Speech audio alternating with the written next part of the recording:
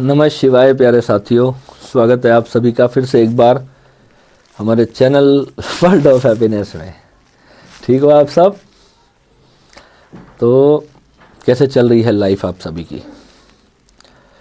भोलेनाथ की कृपा से आज काफ़ी समय हो गया हम सबको जुड़े हुए। बहुत अच्छा लगता है जब आपसे बात करता हूँ, आपका प्यार मिलता है, दिल को बहुत सुकून मिलता है कि जब आप लोग आए थे तो तब की आपकी इस अवस्था मुझे आज याद आती है। और आज की भी जब मैं आपसे बात करता हूँ, कितने लोग तो रोने लग जाते हैं। मैंने कभी सपने में नहीं सोचा था कि मुझको इतना प्यार मिलेगा आप सभी का। मैं भगवान का, भोलेनाथ का बहुत तहे दिल से शुक्रिया अदा करता हूँ कि भगवान ने मुझे इस काबिल बनाया कि आप लोगों का इतना प्रेम मुझे प्राप्त हो रहा है, आपकी इतनी ब्लेसिंग्स मुझे प्राप्त हो रही है, मेरे परिवार को मिल रही हैं। बहुत ही खुशी की बात है। और मेरा प्यार तो आपके साथ हर पल हर समय, मेरा आशीर्वाद, मेरी प्रार्थना, मेरी साधना का फल मैं भोलेनाथ कहता हूँ, सारा मेरा फल आपको दे दें, आपके परिवार के, आपके बच्चों की झोलियों में डाल दें। क्योंकि हम सब एक हैं, कोई फ़र्क नहीं पड़ता कि मैं भगवान से कनेक्ट होता हूँ, जब भी अपने ईश्वर से कनेक्ट होता हूँ, जो मुझे वहाँ से प्राप्त होता है मैं सारी दुनिया के लिए मांगता हूँ। तभी एक प्रार्थना करेंगे। हमें ये भाव हमेशा अंदर रखना चाहिए। इस प्रार्थना का आज मैं मतलब भी आपको बताऊंगा। सनातन में जब हम मंदिर में जाते थे, छोटे बच्चे थे ना, तो हम बचपन से ये सुनते आ रहे हैं, सर्वे भवन्तु सुखिनाम, सर्वे सन्तु निरामया, सर्वे भद्राणि पश्यन्तु, माँ कश्चित् दुख भाग भवेत्। यानी सर्वे भवन्तु सुखिना, हे परमात्मा सब सुखी रहे। ये भाव से जब हम अंदर से बोलते हैं, हे भगवान सब सुखी रहे, सबके लिए एक मन से एक प्रार्थना निकलती है। सर्वे संतु निरामया, सर्वे भद्राणि पश्यन्तु, माँ कश्चित् दुख भाग भवेत्। यानी कि सारी सृष्टि के लिए हम सुख मांगते हैं। जीव जंतु, संत हो गए, साधु संत हो गए, ऋषि मुनि हो गए, हम सब के लिए हम सुख मांगते हैं।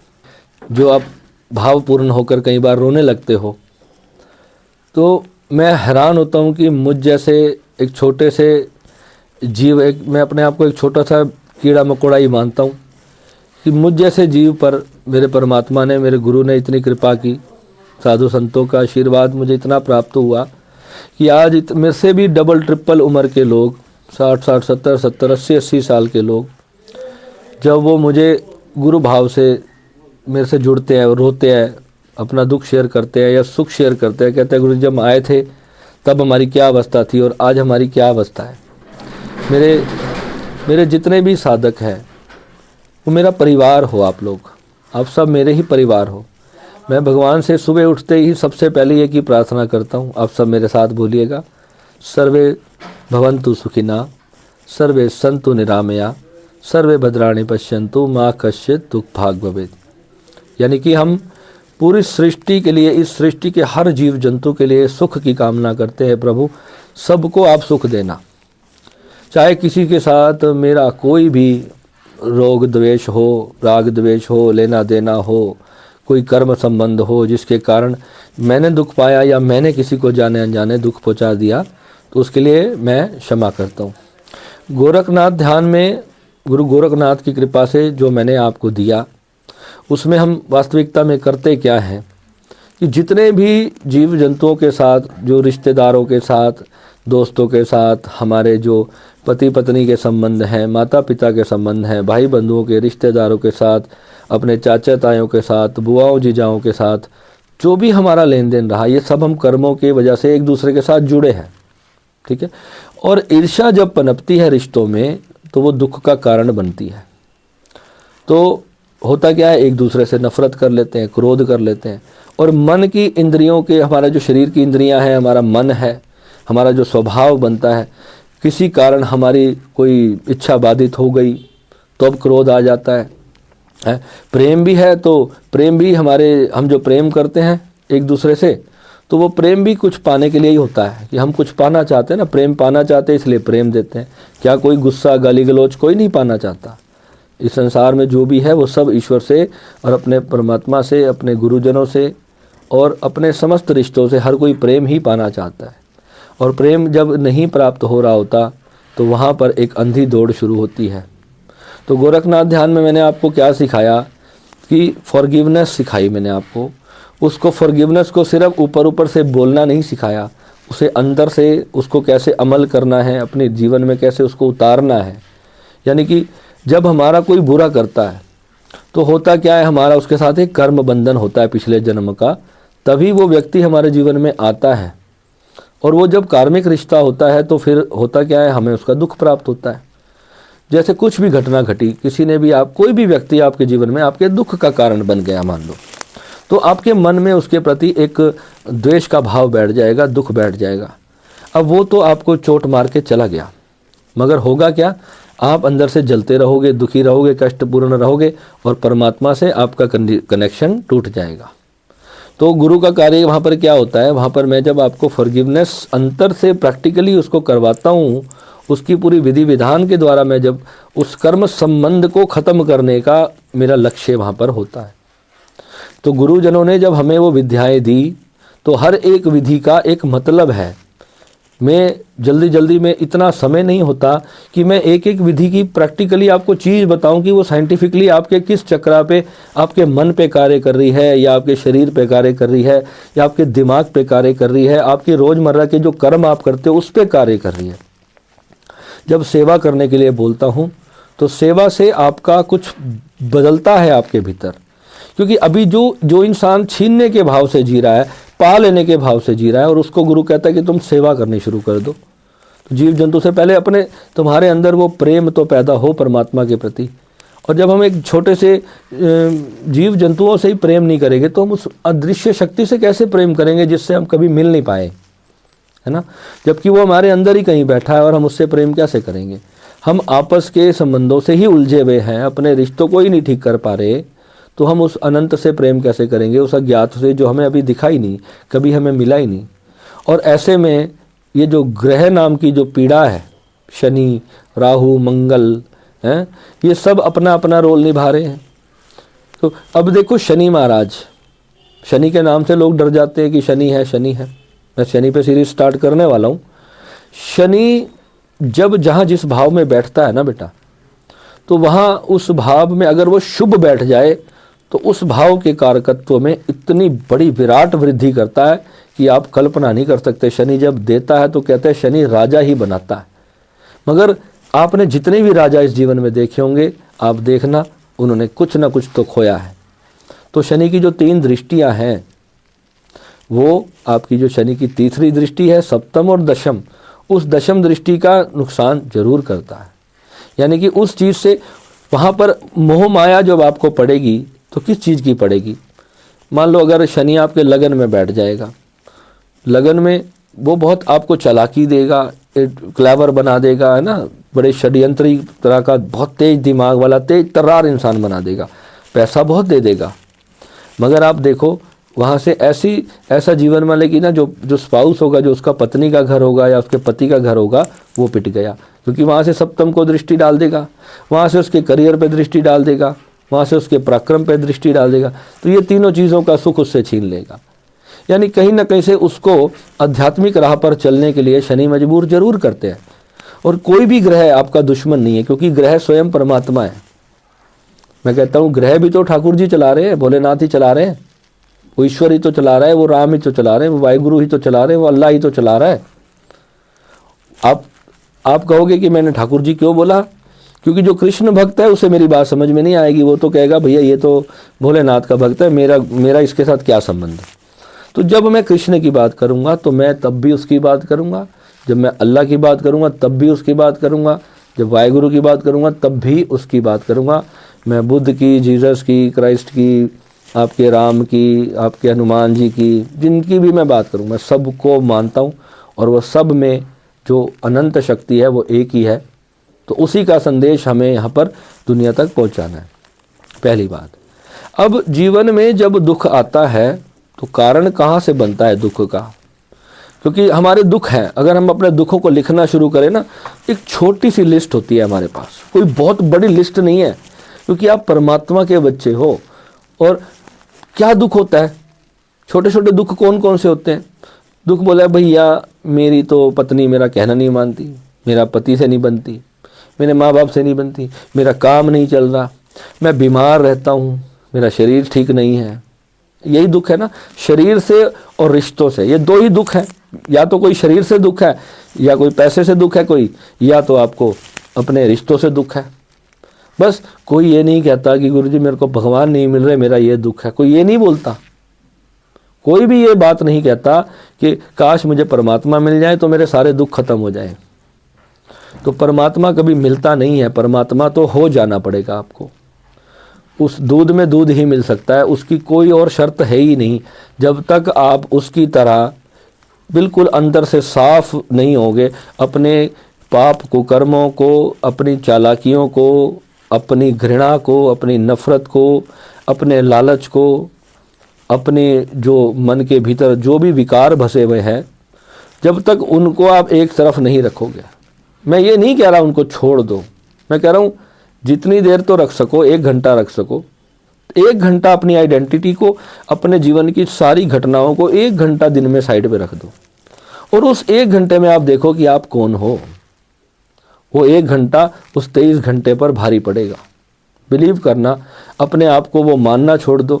अब आपके ध्यान में बैठे हो और पता चला कि आज पत्नी ने सुबह गुस्सा कर दिया था, खाना बनाते समय बर्तन उठा के तोड़ दिए। अब पति को पूरा दिन गुस्सा चढ़ा हुआ और ध्यान में बैठा तो पत्नी पे गुस्सा ही आग बबूला हो रहा है, मेरे बस नहीं चल रहा, मैं तो इसका गला काट डालूं। ऐसे ऐसे आते हैं। एक सज्जन का फ़ोन आया था मेरे पास, उसने बोला कि गुरुजी कोई ऐसी तंत्र क्रिया करा दो, मैं अपने दामाद को ना मरवाना चाहता हूँ। अपनी बेटी के पति को कोई मरवाने की कैसे सोच सकता है तंत्र के द्वारा, बताओ। ये क्रोध है ना उसके मन में। तो ये जो क्रोध होता है ना बेटा, इसको हमें जीतना होता है, इसे शांत करना होता है। अब जीतना और शांत करना, ये क्या है फ़र्क इसमें? शांत कैसे होगा? आपके साथ आपको आघात दिया है किसी ने, आपकी बेटी के साथ बुरा किया है, अब आप क्या करोगे? ऐसे में तो जब तक आप बदला नहीं लोगे तो आपका मन शांत कैसे होगा? संसारिक बदले अपनी जगह पे चलने दो। आपका जो भी, मान लो ऐसा किसी ने आपकी बेटी के साथ गलत कर दिया, तो एग्जाम्पल ले रहा हूँ, सब अभी ऐसे आप में से कितने होंगे जिनका विवाह ही नहीं होगा, तो बेटी कहाँ से आ जाएगी? तो मान लो अगर किसी के साथ ऐसा कोई भी, आप अपना कोई केस उठा के देख लो कि जिसके साथ, किसी के साथ मेरा कोई भी डिस्प्यूट हुआ, तो मन को पीड़ा हुई, हृदय को पीड़ा हुई आपके। तो जब आप अध्यात्म की राह पे जा रहे हो तो पहले तो आप ये मान लो कि ये मेरा अंतिम जन्म है। ये नहीं मानना कि मुझे मोक्ष मिलेगा तब मैं मानूंगा कि मेरा अंतिम, ये मान लो कि ये मेरा अंतिम जन्म है और इस जन्म में मुझे अपने सारे अकाउंट्स बंद करके जाना है। जैसे एक व्यक्ति इंडिया में रहता है और वो चाहता है कि मैं दिल्ली में रहता है और वो चाहता है कि मैं अमृतसर शिफ्ट होना चाहता हूँ, तो वो अपनी दिल्ली की सारी प्रॉपर्टी बेच बाच के अपने सारे पैसे अपने बैंक में रखेगा और अमृतसर चला जाएगा। फिर वहाँ जा कर के देखेगा क्या मेरे पास है, क्या मैं खरीद सकता हूँ, क्या मैं प्लॉट वगैरह लेकर के यहाँ मैं घर बना सकता हूँ। तो जब आपको इस संसार छोड़ के जाने की तैयारी करनी है तो पहले अपनी तैयारी इतनी स्ट्रांग करो कि कुछ पीछे छूट ना जाए। यानी जो भी कर्म आपका पीछे छूट गया, तो फिर मान लो किसी की कोई प्रॉपर्टी पीछे छूट गई है, तो फिर कहीं ना कहीं उसको वापस जाना पड़ेगा, उसको बेचने, उसका सुलटाने के लिए, है ना।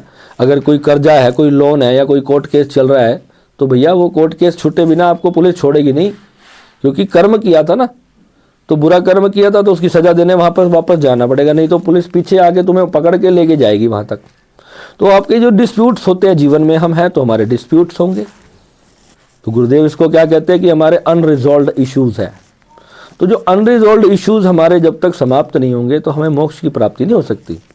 तो पहले ये मान लो कि दिस इज माय लास्ट जन्म, और इसी जन्म में मेरे को अपने सारे ऋण चुकाने हैं, सारी प्रॉब्लम मुझे अपनी ख़त्म करनी है, और फिर जब मैं अपनी अंतिम शैया पे सोऊंगा जा करके, तो वो चैन की नींद होनी चाहिए।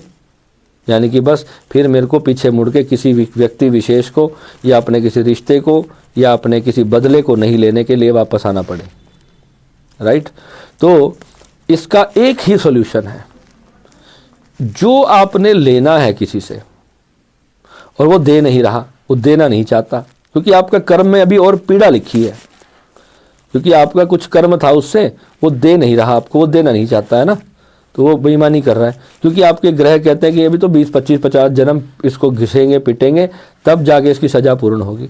और अगर आपको सज़ा पूर्ण करनी है ना इसी जन्म में, तो कैसे पूर्ण होगी? आप उस नफ़रत को प्रेम में बदल दो और उसे बोलो कि भैया तूने मेरे से इतना लेना था, तू मेरे से और ले जा, मेरा तो ये आखिरी जन्म है भाई, मैंने तेरे से मैं मांगता ही नहीं, तू देख तेरा कर्म देखे, मैं चला। आपने उसे माफ़ कर दिया, ख़त्म। अपने मन से एक ऐसी भावना को पैदा करना और उस गुस्से को, उस एंगर को, अब किसी ने बुरा किया था, कुछ हो गया था, तो अब बड़ी मेजर सिचुएशन है, आप कैसे माफ़ करोगे?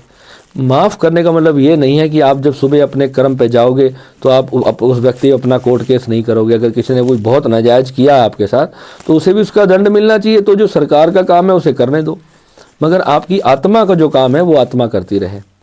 आपकी आत्मा से आपको उसे क्षमा करना है और कर्म का बदला चुकाया गया है, ये आपको जानना है। और नया कर्म बना है या नहीं बना है, कितने कहते हैं गुरुजी क्या ये नया कर्म बन गया है या ये पिछला कर्म था? अरे नया है या पिछला कर्म तो कर्म है ना, दुखी तो हम हो ही रहे हैं ना, दुखी तो हो गए, बात खत्म हो गई। तो इस दुख को ख़त्म करना है, यानी अब नया है तो इसको भी ख़त्म करना है, पुराना था तो इसको भी ख़त्म करना है, दोनों ही तरह से ख़त्म करना है। बात ख़त्म करने की है, फाइल को क्लोज करना है। अब वो फाइल चलती रह रही है तुम्हारे मन में जब तक, तब तक तुम्हें ये मानना है अभी मेरा जन्म नहीं होगा, अभी मेरा मोक्ष नहीं होगा, अभी तो क्रोध मन में पड़ा है, भैया मैं तो आऊँगा, मेरे को तो मैं तो बदला लूँगा, जो मेरे साथ इसने किया तो मैं भी इसको बख्शूंगा नहीं। जब ये भावना रखोगे तो फिर दोबारा जन्म होगा। तो साधना का मतलब क्या है?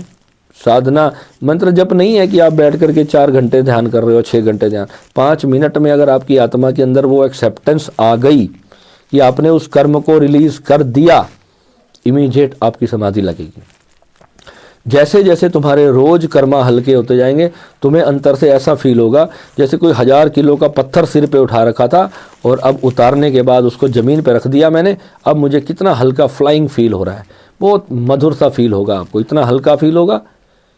और फिर वो याद आएगा दुख, ऐसा नहीं है मान लो किसी ने बुरा किया है, मन मेमोरीज को भूलता नहीं है मन, है ना?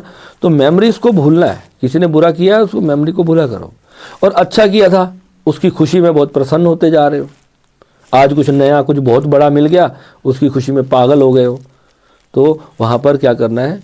वहाँ पर सिर्फ उस खुशी को इंजॉय नहीं करते रहना, रोज़ सुबह उठ करके अपने ईश्वर के साथ कनेक्ट होकर के वहाँ पर ग्रैटिट्यूड करना है। हे परमात्मा तेरा लाख लाख शुक्र है, मेरा ये लास्ट जन्म है, तूने मुझे इतना दिया, मैं तेरा लाख लाख शुक्र करता हूँ। मैं इसको बांटूंगा, तेरे इस दिए प्यार को मैं दुनिया को शेयर करूँगा और ज़रूरतमंदों का मैं सहायक बनूंगा। मुझे इतना परमात्मा आपने दिया, अब मैं इसको अच्छे नेक कार्य में लगाऊंगा, अपने लिए भी इसको मैं रिलीज करूंगा और मैं इसको दुनिया के लिए अच्छे कार्यों में भी लगाऊंगा। तो उससे क्या होगा? आप और विराट होते चले जाओगे, परमात्मा और ज़्यादा देना शुरू कर देगा आपको, और रास्ते खोलने शुरू कर देगा। कहीं से कहाँ से सहायता आपको मिलनी शुरू हो जाएगी, आप अंदाज़ा नहीं लगा सकते।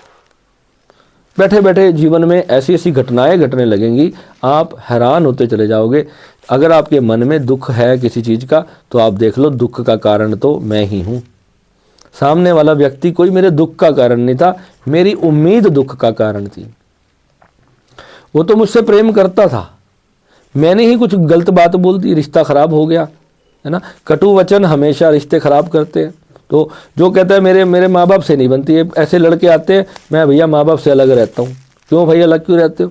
दूर मजबूरी है, व्यापार के लिए दूर, काम के लिए दूर रहना पड़ रहा है, वो तो चलो समझ आता है, पर दूर रह के भी माँ बाप को अपने दिल में रखो, उनसे नफरत करके मत जाओ घर छोड़ के। भाई ये कौन सी बात है कि मान लो कि मैं चला गया, अभी मेरे माँ बाप मेरी मानते नहीं थे तो मैं तो छोड़ के भाग आया हूँ, तो ये तो कोई सोल्यूशन ना हुआ। ये तो तुमने अगले जन्म के लिए फिर एक और बीज बो लिया। तो जो कहते हैं मेरी साधना सफल क्यों नहीं हो रही, मैं इतना कुछ कर रहा हूँ, 4 घंटे ध्यान कर रहा हूँ, 5 घंटे ध्यान कर रहा हूँ, जो बेसिक जो ग्राउंड अपना ठीक नहीं करोगे तो फूल नहीं आना। जितनी मर्जी आप पानी डालो, खाद डालो, मगर ज़मीन में कंकर भरा पड़ा है, नीचे इतना बड़ा पत्थर पड़ा है गुस्से का, एंगर का, वो जड़ों को अंदर जाने ही नहीं दे रहा, तो फल कैसे आएंगे भाई? कोपले कैसे आएंगी? वहाँ पर पत्तियाँ नहीं आने वाली, वहाँ पर टहनी पेड़ उगने वाला नहीं है, वहाँ पर कुछ भी। तो पहले उस पत्थर को निकाल के फेंको, ज़मीन को साफ करो। ज़मीन आपका मन है, और ये मन को क्लियर करना ही सबसे बड़ी टास्क है। सबसे मुश्किल इस काम इस दुनिया में है अपने क्रोध को जीतना। काम को जीतना इतना सरल है, बहुत सरल है। काम वासना पे विजय पाना बहुत सरल, कुछ भी नहीं है। सबसे खतरनाक शत्रु है क्रोध। और ये जो क्रोध है ना, यही देख लो आप रशिया और यूक्रेन में, ये क्रोध ही चल रहा है मामला। 1000 व्यक्ति मर गए कल, 1000। अब परमाणु होने वाला है। अब ये क्या है, शनि का साल है भैया। ये तो शनि महाराज ने तो अपना रंग दिखाना ही है। मगर जिनके लिए शनि महाराज अच्छे हैं उनका साथ देंगे, और जिनके लिए खराब है उनकी ऐसी तैसी हो जाएगी। तो यानी कि अब किसके लिए अच्छा होगा? जो अच्छा कर्म करके आया है इस सृष्टि में तो वो जीतेगा, और जो बुरा कर्म करके आया वो हार जाएगा। उसको सब कुछ होते हुए भी उसके पास अभाव होगा, उसे दुख ही प्राप्त होने वाला है। और जो मन से साफ है, जिसके ईश्वर उसके साथ है, जो ईश्वर के साथ है, वो दया, करुणा, ममता, प्रेम और विश्वास के साथ जो चल रहा है, जो ईश्वर को अपना सब आराध्य मान करके, अपने गुरु को अपना विश्वास पात्र मान करके जो है वो साधना कर रहा है, उसको दुख टिक नहीं सकेगा। ये मेरी गारंटी है, मेरा विश्वास है। ठीक है, तो आज हम स्टार्ट करेंगे हमारी शिवा ब्रॉडकास्ट की पहली जो आज जो जुड़े हैं साधक, मैं उन सभी को बहुत बहुत बहुत बहुत बधाई देता हूं कि आप हमारे शिवा ब्रॉडकास्ट के सदस्य बने हो, और ईश्वर की कृपा हुई है आप पर, और आपकी अवस्था भगवान की कृपा से बहुत अच्छी चल रही है। मुझे बहुत खुशी है कि 100 से भी अधिक साधक आज इस ब्रॉडकास्ट के लायक मैं उनको पाता हूँ, और उन्हें पात्र पाता हूँ मैं आगे लेकर के बड़ी डीप इंटेंस साधनाएं उनसे करवाने के लिए। क्योंकि एक ग्राउंड हमें चाहिए। जब हम पावरफुल साउंड हीलिंग जैसी ध्यान करते हैं, लोग यूट्यूब पर कुछ भी डाल रहे हैं, मगर हर चीज़ का एक समय है, एक क्रिया हम करते हैं ना जब ये जो ध्वनि की हम तरंगे सुनते हैं, तो ये साउंड की एनर्जी जो है ये हमारे शरीर में तरंगों की तरह एंटर करेगी, तरंगों की तरह। अब इसमें अलग अलग हार्ट्स की साउंड्स हैं। अब जिसको इनकी एनर्जीज का अनुमान नहीं, तो उसने कोई मान लो डीप बहुत ज़्यादा हाईली इंटेंसिव साधना कर ली, और पता चला कि सारी एनर्जी जो है ना सिर्फ आज्ञा चक्र में और जो सहस्त्रार चक्र है इसके बीच में इकट्ठी हो गई, और वो और सुने जा रहा है। अब इस ऊर्जा को इस्तेमाल कैसे करना है, इससे हमें अपने चक्रों को नीचे से तो हम अपनी शक्ति लगा रहे हैं, मंत्र जप की और कुंडलिनी बैलेंसिंग की और साधना की और जितनी भी है ना, ऊपर से भी हम धाम अब ठोकरे मारेंगे शक्ति के। तो जब दोनों तरफ से हम उसका ऊपर का प्रभाव तब हमें ज़्यादा करना चाहिए जब हम नीचे से थोड़े मजबूत हो चुके हैं कि अब हम इतनी ऊर्जा अचानक से मान लो सहस्त्रार एकदम से खुल जाए तो उस ऊर्जा को हम संभाल सकें। एकदम से वो ऊर्जा जब हमारे बॉडी में एंटर करती है तो बॉडी लायक नहीं होती, सब हमारा सिर ऐसे हो जाता है जैसे 100 किलो का सिर हो जाए। तो आप कैसे इधर करोगे तो ऐसे हो जाएगा, ऐसे हो जाएगा, वो इतनी ऊर्जा आपके अंदर आएगी, गर्दन ऐसे ऐसे कांपने लगेगी तुम्हारी। ठीक है, तो आपको इस चीज़ को समझना है। अब चक्रा दीक्षा जो मैंने ध्यान आपको दिया, उससे क्या करा मैंने, आपके चक्रास को बैलेंस करवाया। चक्रास की आपने कुंडलिनी के लिए आपके सातों शरीर को अलाइनमेंट की। 10 महाविद्या में आपको पॉजिटिव अद्वैत शक्ति से आपको जोड़ा, माँ संजीवनी से आपको जोड़ा। मास्टर लेवल के अंदर जब आपको कराया गया तो मास्टर लेवल में आपने अनंत संजीवनी को बहुत डीप लेवल पे हाई एनर्जी को अपने भीतर एक्टिवेट किया, राइट। और जो निर्विकल्प समाधि है उसमें आप अपने शरीर से परे की अवस्था को अनुभव कर पा रहे, अपनी चेतना को अनुभव कर पा रहे। मगर अब आपको अपने व्यक्तित्व का अनुभव करना है कि जो मैं हूँ, अपने परमात्मा का ही अनुभव करना है। ड्रॉप योर सेल्फ जब मैंने करवाया था तो वहाँ भी कई लोगों को समझ में नहीं आ पाया। जिनको आ गया तो वो तो आज इनलाइटेंड है, और जिनको नहीं आ रहा तो वो फंसे हुए हैं। अब उनको यहाँ से उसको समझना है कि विचार क्या करता है। जो भी हम कर्म करेंगे हमारे विचारों से ही कर्म का जन्म होता है। कोई मन में इच्छा होती है तो हम उसका पहले विचार को ही हम अपने जीवन में लेकर के आते हैं, और जब विचार आता है तो फिर हम उसमें अपने हाथ पैर हिलाने लगते हैं, कर्म करने लगते हैं। कर्म करते हैं तो फिर उसका रिजल्ट आता है भैया, अच्छा भी आएगा बुरा भी आएगा, जैसा कर्म वैसा फल। ठीक है, तो पहली बात, जो हम चाहते हैं उसी के लिए विचार करना है। अब चाहने का मतलब बुरी चीज़ें चाहोगे तो फिर बुरा करोगे। तो पहचाने कैसे कि हमें करना क्या चाहिए? पहचाने ऐसे कि जिस चीज़ से आपका मन खुश होता हो और दूसरे का मन दुखता ना हो। जिस चीज़ से आपका मन तो बहुत खुश होता हो और दूसरे का मन दुखी ना होता हो, वो आपका कर्मा होना चाहिए। और आपको कर्म में अकर्ता होना पड़ेगा कि अगर वो कर्म करने के बाद भी मुझे प्राप्ति नहीं हो रही तो मेरा मन भी दुखी ना हो। तो ये तीनों अवस्थाओं को समझ के आपको मध्यस्थ होकर के कर्म करना है। जो चाहते हो उसके लिए पूरी शक्ति लगाकर कर्म करना, और उसमें दूसरे का दुखी ना करना, दूसरे के दुख का कारण ना बन जाना। ये अपनी डिज़ायर के लिए दूसरे को मार दिया भाई, दूसरे की चैन छीन ली, उसका चक्कू मार के पैसा छीन लिया, तो ये तो फिर आपने अगले जन्म के लिए कंडा बो लिया। वो आपको फिर बहुत भयंकर सजा के रूप में फिर आने वाला है वापस। तो अपने सुख के लिए दूसरे की हत्या नहीं करनी, दूसरे का बुरा नहीं करना। दूसरे की हत्या मतलब उसके मन को भी दुखी नहीं करना, तो वहाँ से भी आपको कष्ट आएगा। छोटा सा मन भी किसी का दुखाओगे, वहाँ से भी दुख लौट के आने ही वाला है। दुख का तो भैया सीधा सा पैरामीटर है। और कुंडली का पंचम भाव जिसका खराब है, मेरा तो बहुत खराब है, पंचम भाव है, मैंने तो बहुत दुख देखे, मगर हर दुख से मैंने उठने की, आगे जाने की अपनी जर्नी की। बृहस्पति सेकंड हाउस मेरे को उसने बचाया, सपोर्ट दी। सूर्य की मदद से मैं आध्यात्मिक हो गया। तो मैं अपने राहु और शनि के और चंद्र केतु के विष योग से मैं उसमें अपने आप को शांत रखकर आज तक भी आपके लिए, आप देख रहे हो आपके सामने मैं कितने आनंद में बैठ कर के बात कर रहा हूँ। सोचा तो मन तो करता है कि ब्रॉडकास्ट में ही आपसे ऐसी डिस्कशन करता हूँ मैं, मगर इतना हृदय में प्रेम भरा हुआ है लोगों के लिए, मन करता है कि ये वीडियो भी लाइव कर दूँ मैं। मन बहुत करता है वीडियोस लाइव करने का, मगर जब मैं देखता हूँ ना कि लोगों को सच में जब कदर नहीं होती, तो फिर मन दुखता है कि मैं किन लोगों को समझाने की कोशिश कर रहा हूँ कि जो लोग अभी अपनी वासनाओं से और अपने जीवन के लेन देन से ही मुक्त नहीं हुए, तो मैं उनको क्या दे दूँगा। मैं उनको बहुत देना चाहता हूँ, मगर लेने के लिए कोई हाथ ही नहीं बढ़ाता।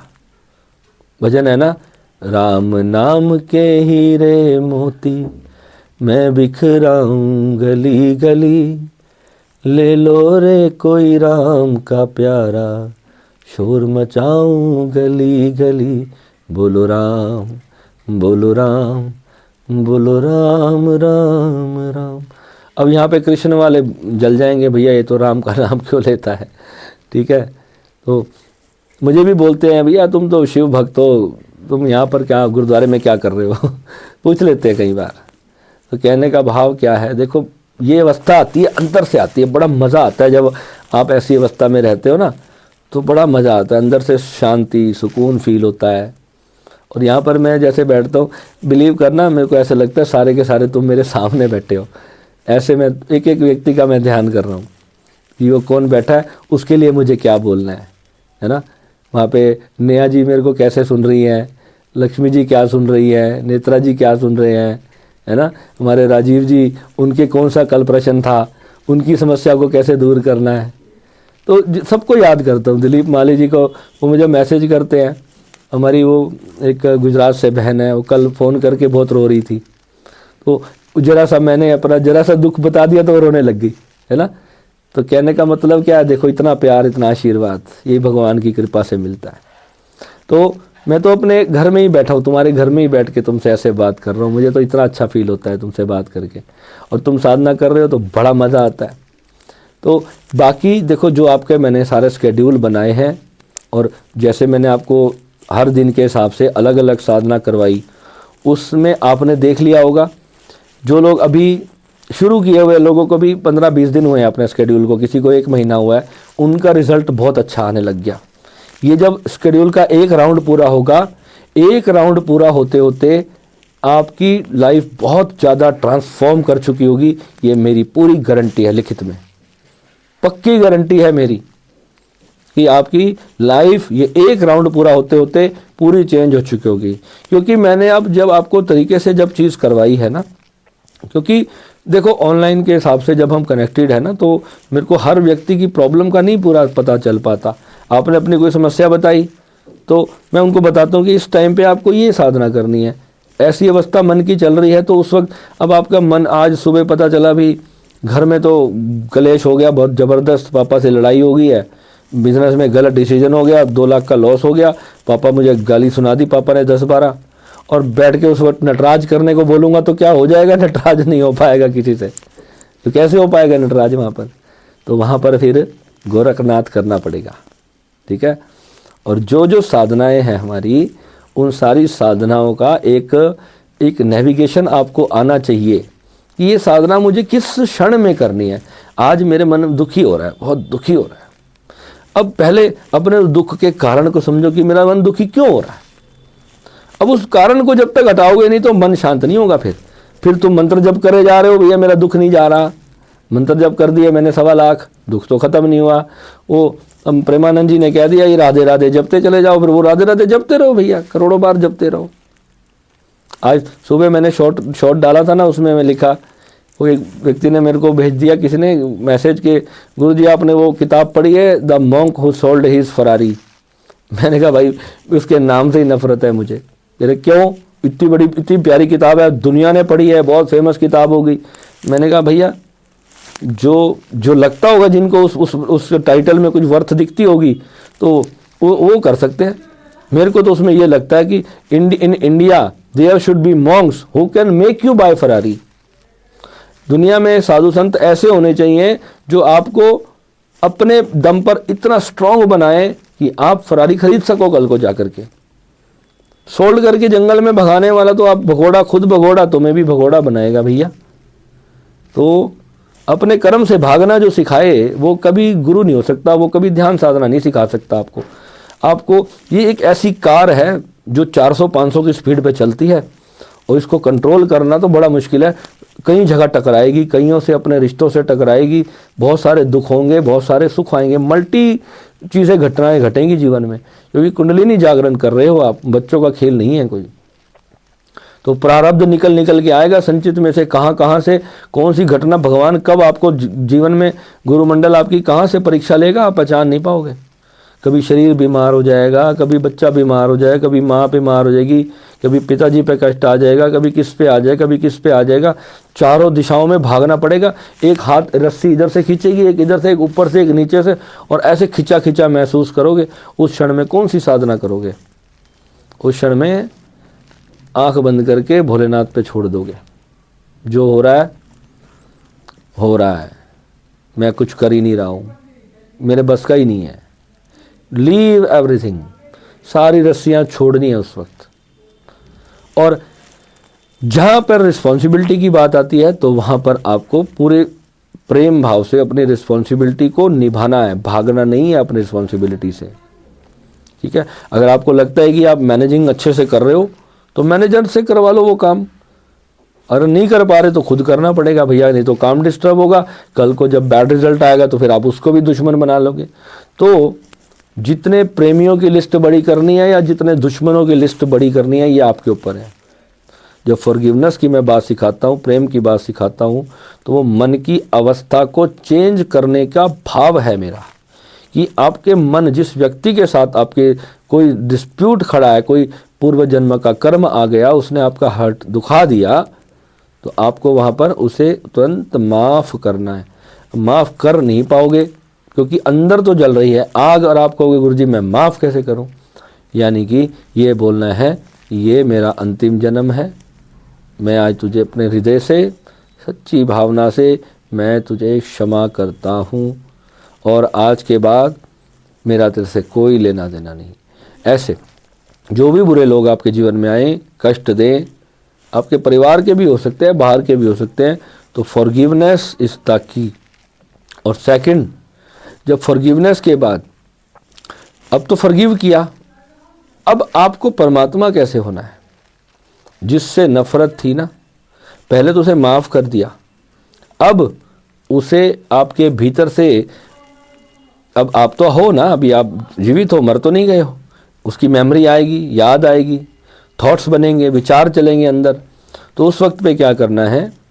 अपना प्रेम प्रवाहित करना है उसकी तरफ, अपनी संजीवनी शक्ति को प्रवाहित करना है, अपने सारे चक्रों को खोल करके अनंत ईश्वर से कनेक्ट होकर के हृदय से भावपूर्ण होकर के अपना अनकंडीशनल लव उसकी ओर प्रवाहित कर। ये जब करते करते आपके अंदर एक ऐसी अवस्था जागरण होगी जहाँ पर आप शिवत्व को प्राप्त हो जाओगे, मोक्ष को प्राप्त हो जाओगे। ठीक है। अब खुद कुछ चाहिए, अपने लिए चाहिए, तो आपको ये देखना है कि मेरा विचार ही मेरे आगे के जन्म को बनाएगा, मेरा विचार ही मेरे आगे के जीवन को निर्धारित करेगा। मेरा विचार अमृतसर की दिशा में जा रहा है या दिल्ली की तरफ जा रहा है, मेरा विचार को आपको देखना है। विचार मन से उत्पन्न होता है और मन को कौन चला रहा है? आपकी आत्मा ही तो मन को चला रही है। तो आपको अपने कर्म विचार को कैसे बदलना है? विचार को चेंज करना होगा। कितना माइंड डाइवर्ट करना, जो बहुत चालाक लोग होते हैं ना, जल्दी से अपने माइंड को डाइवर्ट कर लेते हैं, है ना। मगर कर्म बना किसी के साथ और तब विचार डाइवर्ट करना, कष्ट आपको हो रहा है। अगर आपने दिया होता है, व्हेन यू आर विक्टिम, तब मुश्किल होता है। विक्टिमाइजर के लिए बहुत इजी होता है, जब विक्टिम हम होते हैं ना, तब हमारे लिए मुश्किल होता है। वहां पर गुरु की आवश्यकता होती है। तो गुरु को वहां पर क्या सिखाना है, जो मैं अब आपको यहाँ पर सिखा रहा हूँ, कि वहाँ पर आपको forgiveness, then giving, sending unconditional love, आप भेज रहे हो, अपनी संजीवनी ऊर्जा उसकी ओर प्रवाहित कर रहे हो। तो ये हीलिंग जब हम कर रहे हैं, जब हम उसको मास्टर लेवल से कर रहे हैं, बहुत पावरफुल ऊर्जा से कर रहे हैं, यानी हम कंप्लीट यूनिवर्स के साथ हम एक होकर के जब उस चीज़ को फील कर पा रहे हैं, तो वहाँ पर हमें असली हैप्पीनेस का अनुभव हमारे अंदर से होगा। और बहुत सारे लोग मुझे ये बोलते हैं, मैं आज उनकी भी समस्या, उनके दिमाग का कीड़ा निकाल दूं बाहर, कि जो बोलते हैं कि मैं किसी आश्रम को कॉपी करता हूँ। मैं आज उनके डाउट सारे क्लियर कर दूं।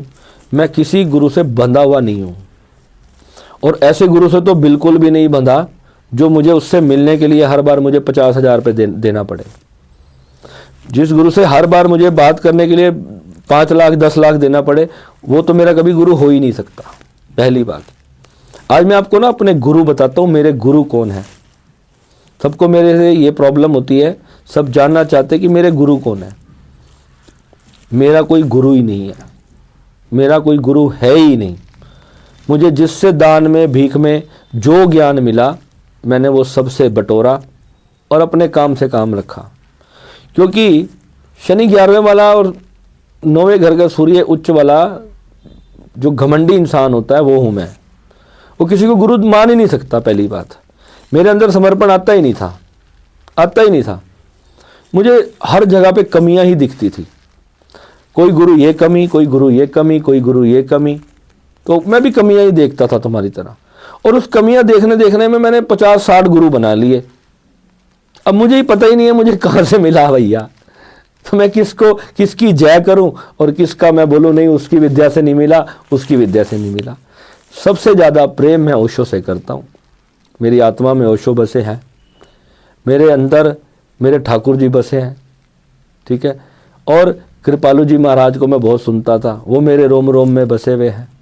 और यूट्यूब पे ना जाने कितने संतों को मैंने सुना है, कितने संतों की मैंने भागवत सुनी होगी, या मैंने किसी की राम कथा सुन ली। मुरारी बापू जी जब राम कथा गाते हैं तो मेरा मन करता है जाके बस उनके गले लग के रो रो के बस मैं भी बस मिट जाऊं उनके कदमों में। अब लोगों ने तो उनके अंदर भी दोष निकाल दिए, भैया वो भी मुसलमानों के रिश्तेदार हैं। तो क्या करोगे, किसी गुरु को आप भला बुरा कैसे मान लोगे? हर में कमी है, हर में अच्छाई है। ठीक है। तो बेटर है ना कि इस सब में ना पढ़ के मैं ये आपको सिखाऊंगा कि जहाँ से आपको मिल रहा है आप वहीं सीखो ना। मेरे से मिल रहा है मेरे से लो, कहीं और से मिल रहा है वहाँ से लो। हर जगह से सच को बटोरो और खुद निर्धारण करो कि क्या सच है। अब आप लोग सतगुरु के पीछे सब पागल हुए पड़े। मेरे को सतगुरु एक आंख नहीं भाता, पता नहीं क्यों नहीं। मेरे को वाइब्रेशंस इतनी नेगेटिव है उस पर्सन की, मैं देखना उसकी चेहरे को देख के मेरे को पता चलता है, मैं इतना नेगेटिव हो जाता हूँ। अब आप में से कितनों के वो गुरु हो सकते हैं? भाई होंगे, आपका प्यार है आप रखो, मेरा नहीं है। मैं हिंदू धर्म में पैदा हुआ हूँ, बुद्ध से मुझे बहुत प्यार है, अकूट प्यार है। मुझे गुरु नानक देव जी से अनंत अनंत प्यार है, जबकि मैं हिंदू धर्म में पैदा हुआ हूँ। सनातन धर्म में पैदा हूँ, मेरे राम भक्ति हमारे कूट कूट के हमारे घर वालों ने हमारे भीतर भरी, और बचपन से मैं राम मंदिर जाता रहूँ। और मेरे मंदिर वालों को ये प्रॉब्लम है कि मैं मंदिर क्यों नहीं आता, तो भैया मेरा मूर्तियों में रस नहीं रहा ना, इसलिए नहीं रहता। क्या क्या मेरे को मंदिर में भगवान नहीं दिखते? तुमसे ज़्यादा दिखते हैं। तुम तो बाहर से मत्था टेक के चले जाते हो, मैं तो भगवान के अंदर ही घुस जाता हूँ, मेरे से ज़्यादा नहीं देख सकते तुम। तो मेरी भावना वो नहीं होती, जो मेरे को जीवन ने दिखाया मैं उसी हिसाब से चला हूँ।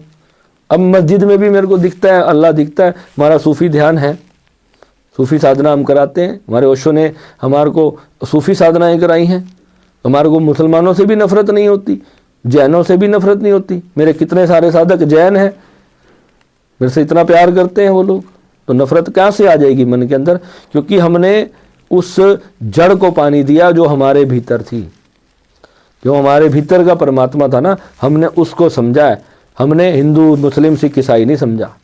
अगर आज हमें कोई मुस्लिम मार देगा तो मार देगा, क्या हो जाएगा? फिर भी मोक्ष हो जाना है भैया, फिर भी हमने चले जाना है। फिर दोबारा अगर भगवान ने कभी जन्म देना होगा तो मुस्लिम के घर में भी जब जन्म देगा तो भी फिर वहाँ पे हम अल्लाह की ही इबादत करेंगे ना, वहाँ पर कोई फ़र्क थोड़ी पड़ेगा। फ़र्क तो सिर्फ अहंकार का है कि मेरा राम और मेरा अल्लाह। प्रॉब्लम तो ये है कि अब ने पानी का नाम एक ने वाटर रख लिया, एक ने जल रख लिया। लड़ाई तो यहाँ से खड़ी है, और सबके हाथ में तलवारें हैं, डंडे हैं, लाठियाँ हैं, बंदूकें हैं। भैया AK-47 निकाल के आ जाते हैं, क्या तुम वहाँ भगवान की बात करोगे भैया? तो अल्लाह मारना नहीं सिखाता है। उनको जन्नत में 72 हूरें दिख रही हैं वो 72 हूर का खेल पता है तुम्हें क्या है? 72 हूर, आज 72 हूरों वाला वो जो मोहम्मद साहब ने, जो वहाँ जिसने भी कुरान में लिखा कि जन्नत में 72 हूरों का आनंद मिलेगा, वो मूर्खों को ये नहीं पता, वो ज्ञान सीखते नहीं। 72 हूरों का मतलब समझ लो क्या होता है। जब समाधि लगती है तो क्या होता है? जब हम ध्यान समाधि में जाते हैं तो जो हमारी जो अनंत, जो परमात्मा ने जो हमारे भीतर ऊर्जा रखी है, जो शक्ति है हमारी कुंडलिनी, जब वो ऊपर जाती है तो वो हमारे सहस्त्रार का जब भेदन करती है तो हमारे यहाँ पे ऑर्गेज़म घटित होता है। कौन सा ऑर्गेज़म? ओशो ने जब कहा समोग से समाधि की ओर जाना है, वो समाधि क्या है? जिस संभोग से हम उस एक क्षण के रस को पाने के लिए महिलाओं के पीछे भागते फिरते हैं, या महिलाएं पुरुष के पीछे भागती फिर रही हैं, एक्चुअल में वो सुख पड़ा कहाँ है? वो सुख यहाँ है, आपके सहस्त्रार में है। तो वो एक क्षण में ख़त्म हो जाता है। अब उसको जन्नत का नाम दिया इस्लाम में। वो जन्नत का मजा है, जन्नत का आनंद है। और एक औरत से इतना सुख मिलेगा क्या क्षणिक, वो 72 हूरों का सुख मिलेगा। उसमें ऐसा कहा गया, उसका भाव है कि जन्नत में 72 हूरों का, उसको बड़ा विस्तार पूर्वक, मतलब बच्चों को लुभाने के लिए, भाई उसका शरीर कांच का होगा, ऐसा होगा वैसा होगा। उनको अब वो जो भूखे भेड़िए है ना, उनके आप वीडियोस आते हैं मौलानाओं के, आप देखा करो किस तरीके की बातें करते हैं वहाँ पर। भाव क्या है कि जब आप अपनी ऊर्जा को भीतर से समाधि की तरफ ले जाओगे, जब अल्लाह की तरफ ले जाओगे, तो भीतर से जो जन्नत पैदा होगी वो जन्नत है वास्तविकता में। अब उसके लिए 40 मिनट 5 बार दिन में आंख बंद करके बैठो और अल्लाह को याद करो, नमाज करो। वो प्रार्थना है उसमें, हे परमात्मा, हे अल्लाह, मुझे मेरे कर्मों को माफ़ कर, या मेरा घर परिवार में सुखी रख। उसकी इबादत में, उसके शब्द में हम जो भी बोल रहे हैं, भगवान राम के लिए हाथ जोड़ के हम क्या बोलते हैं? क्या इसके अलावा कोई और अलग बात करते हैं क्या? हे प्रभु राम, मेरा सुख शांति रखना, यही तो सब बात करते हैं हम। लैंग्वेज का फ़र्क को हमने, एक टोपी डाल ली किसी ने, एक ने पगड़ी डाल ली, एक ने तिलक लगा लिया, एक ने कोई और रंग का कपड़ा लपेट लिया, किसी ने कुछ लपेट लिया, तो ये सारी प्रॉब्लम खड़ी होगी दोस्त। तो गड़बड़ कहाँ है? गड़बड़ हमारे जो ये ठोका गया है ना दिमाग में, गड़बड़ यहाँ है। और कब तक गुरु सिखाते रहेंगे? कब तक सिखाते रहेंगे? कोई तो सीखेगा जो हमारे साथ जुड़ेगा। वर्ल्ड ऑफ हैप्पीनेस, मैं चाहता हूँ मेरे मरने के बाद ये एक रिलीजन बने, यानी कि यहाँ पर वर्ल्ड, पूरा वर्ल्ड आए। मैं चाहता हूँ मुझे कोई ऐसे मेरे मित्र आगे आए, जो मैंने वीडियोस किए हैं, मेरी इंग्लिश इतनी अच्छी नहीं है, मैं चाहता हूँ कि सब मेरी इंग्लिश को भी उसको ट्रांसलेट करके ना आप एक चैनल बनाओ, अपना एक चैनल बनाओ, मेरे सारी चीज़ों को आप इंग्लिश में ट्रांसलेट करके बाहर फॉरेन कंट्रीज़ में पहुँचा दो। या मेरे वीडियोस ले करके उसमें नीचे आप वो राइटिंग कर दो।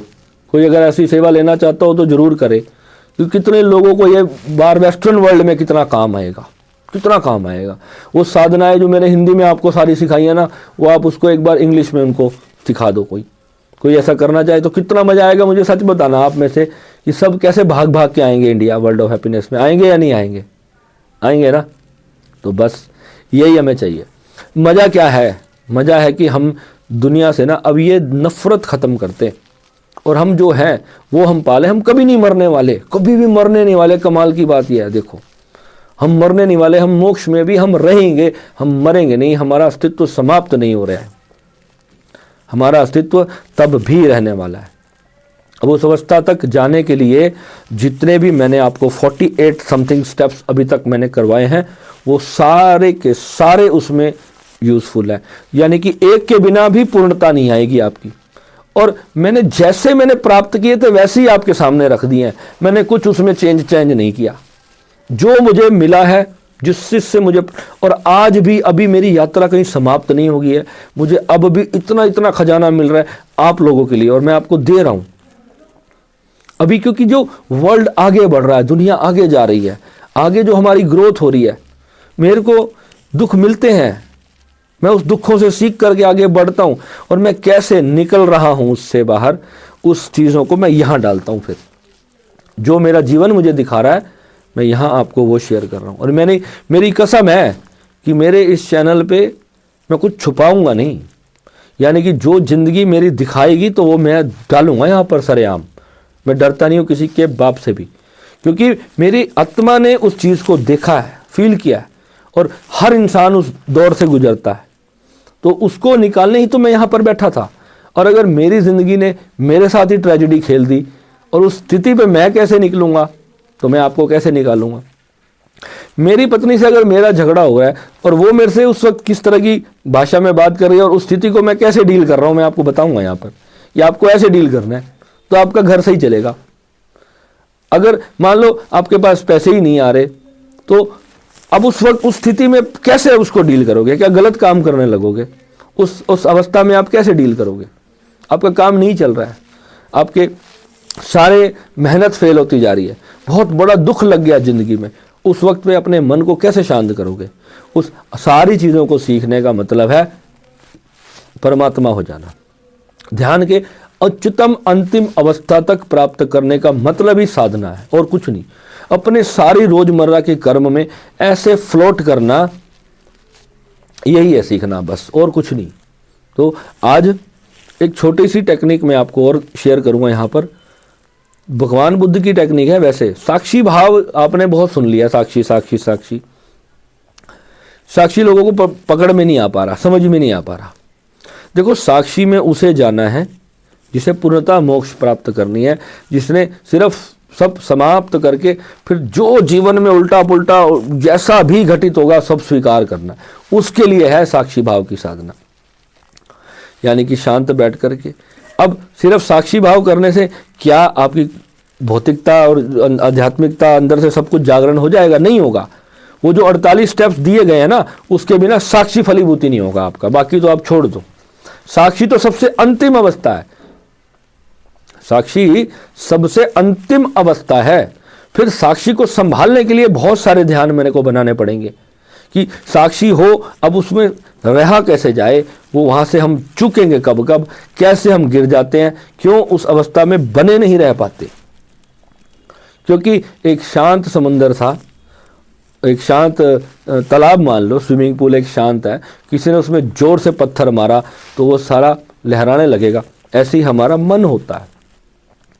यानी अगर हम अपने मन को उस अवस्था पे, उस शांत अवस्था पे रख नहीं सकते, अब किसी ने मन में पत्थर मार दिया, हृदय दुखा दिया, तो अब उसको ठीक होने में कितना समय लगेगा? हमारा उस मन के स्विमिंग पूल में किसी ने बहुत बड़ा पत्थर मार दिया, अब उसको शांत होने में वो जो तरंगे हमारे भीतर लहरा गई, उसको समय लगेगा या नहीं लगेगा? मुझे इतना बताओ। उस 1 घंटे में किसी ने आपका कुछ बुरा किया, उस 1 घंटे में गुस्सा आया और आपने उसके सिर में पत्थर मार के उसका सिर फोड़ दिया, तो क्या करोगे आप? जो शक्तिशाली होता है, जो ताकतवर होता है, वो बुरा करके भी उसको पछतावा नहीं होता, वो विक्टिमाइजर है। और जो विक्टिम है उसे पीड़ा होती है, और विक्टिम को ही साधक बनना है। विक्टिमाइजर का तो काम है, वो तो कर रहा है, विक्टिम को साधक बनना है, उसे ग्रो करना है। वो भी ग्रो नहीं कर पाया। उसे चोट किस बात की पड़ी? क्योंकि वो शक्तिशाली नहीं था, इसलिए उसे चोट पड़ी। अगर वो अपने मन से, आत्मा से, शरीर से, अपने विचारों से, हर चीज से शक्तिशाली होता तो कोई उसको दुख नहीं दे सकता था।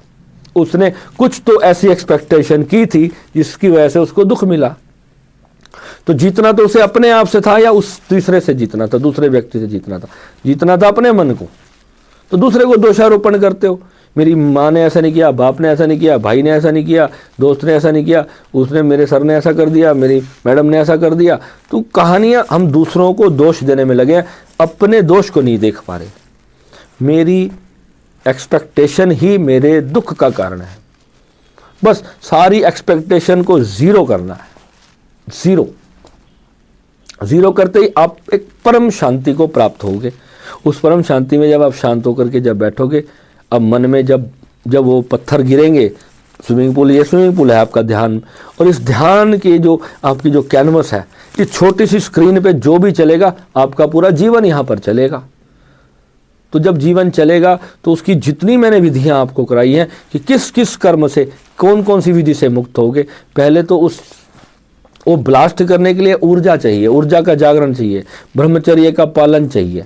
ब्रह्मचर्य का पालन का मतलब ये नहीं है कि बस लंगोटा कस लिया और बस अब मैंने देखना ही नहीं अपनी पत्नी को या पति को, वो ब्रह्मचर्य नहीं है। ब्रह्मचर्य का मतलब है आपकी वो ऊर्जा ऊंचे केंद्रों पर प्रवाहित हो, और जब आपको नीचे के केंद्रों पर उसकी आवश्यकता हो तो वो नीचे के केंद्रों पर भी बहने की उसमें क्षमता हो। नपुंसक नहीं हो जाना। तो डायरेक्ट अगर किसी से शक्तिपात लेकर के धड़ाम से कुंडली एक्टिवेट करा ली तो फिर नपुंसक भी हो सकते हो। कितने सारे हो आप में से जो इस समस्या से लेकर के आए थे? बताओ। अभी अच्छा फील हो रहा है, ठीक हो गया, नॉर्मल हो गया लाइफ। तो कहने का मतलब क्या है? गलती साधना हमेशा नुकसान देगी। सीख करके करोगे, बढ़िया से प्राप्त होगा। और मेरे जीवन में ज़्यादा टेंशन ना लिया करो मेरे को भोलेनाथ हैं, और कुछ ना कुछ करके मेरा कुछ हो ही जाएगा, जैसे करके हो ही जाएगा। ठीक है, तो आपको संभालना क्या है?